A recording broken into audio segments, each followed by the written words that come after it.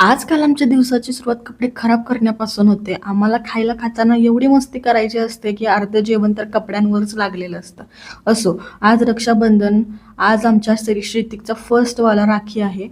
अजून त्याला सख्खी बहीण तर नाही, पण ज्यांनी त्याला फर्स्ट टाईम राखी बांधली, त्यांचा आशीर्वाद पण सख्ख्या बहिणीपेक्षा कमी नाही आहे.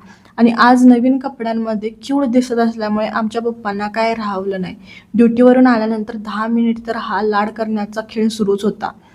मी एवढी मोठी मॅट आणलेली आहे त्याला, पण त्याला माझ्या शेजारीच खेळायचं असतं आणि प्रेम करण्याची पद्धत म्हणाल तर केस ओढणं, तोंडावरनं खिलवणं आणि बिनधास्त लाथा मारणे बस. ते सगळं झाल्यानंतर आम्ही त्रिशा दीदीकडे गेलेलो. कालच तिला रक्षाबंधनला गिफ्टमध्ये खेळणी भेटलेली. आम्हाला ते पाहवलं नाही. आम्ही लगेच अटॅक केला. मग काय, दिदू पण हुशार खूप. तिने सगळा पॅकअप करून टाकला. घरामध्ये 5 मिनिट शांतता म्हणले की काहीतरी कांड झाले समजा. अजून दात नाहीत आले तरी पण अशी अवस्था आहे. दात आले तर काय होईल काय माहिती. आणि हां, हे जे दिसत आहे ते आईवरचे प्रेम आहे अशा भ्रमात पडू नका. हे फक्त झोप आली की दुर्मिळ दृश्य तुम्हाला बघायला भेटेल.